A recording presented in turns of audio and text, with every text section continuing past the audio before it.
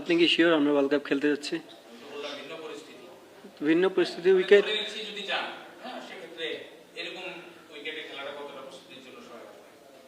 জানি না, এটা কোনো অ্যান্সার নেই। এখন থেকে ওয়ার্ল্ড কাপ এখন অনেক দিন বাকি, ওয়ার্ল্ড কাপ যাবো কিনা আদৌ এটা নিয়েও আমরা শিওর না। সো টি-20 জন্য এটা আইডিয়াল উইকেট না, আমি এটুকু বলতে পারি। ওয়ার্ল্ড কাপের জন্য কিনা এটা আমি জানি না। কোয়ালিফায়ার ম্যাচ বেটার উইকেট আশা করছিলাম।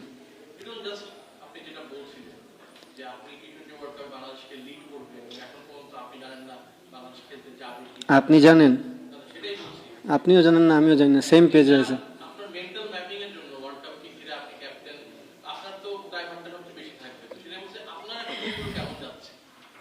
আজকে থেকে খেলা শেষ, বিন্দাস থাকবো রুমে, আর কি।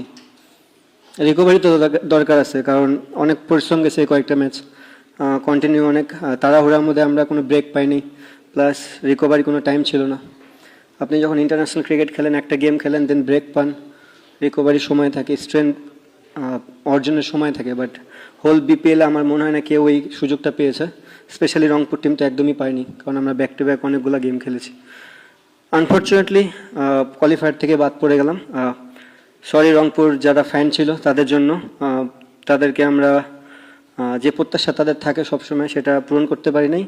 এবং এগেন সরি রংপুর ওনারদের জন্য, যে তারা যে আশা নিয়ে আমাকে এই দায়িত্বটা দিয়েছিল, তাদের আশাটাও পূরণ করতে পারলাম না। But at the same time জানি না, যদি ওয়ার্ল্ড কাপ যায় এই ব্রেকটা অনেক কাজে দিবে।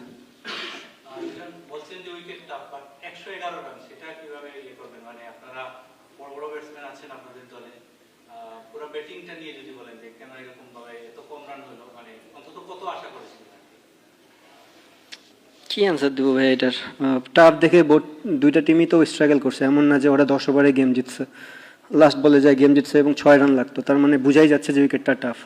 অবভিয়াসলি নতুন বলটা অনেক চ্যালেঞ্জিং ছিল, আমরা ওখানে আর্লি উইকেট পড়াতে কিছু ব্যাকফুটে চলে গেছি, বাট স্টিল আমাদের মনে হয় রিয়াদ ভাই এবং খুশদিল খুব ভালো ব্যাটিং করতেছিল, বা সোহান ভাইও যদি ওখান থেকে আরেকটু বড় করে দিত হয়তো বা রানটা 130 গেলে ডিফারেন্ট স্টোরি হতে পারতো।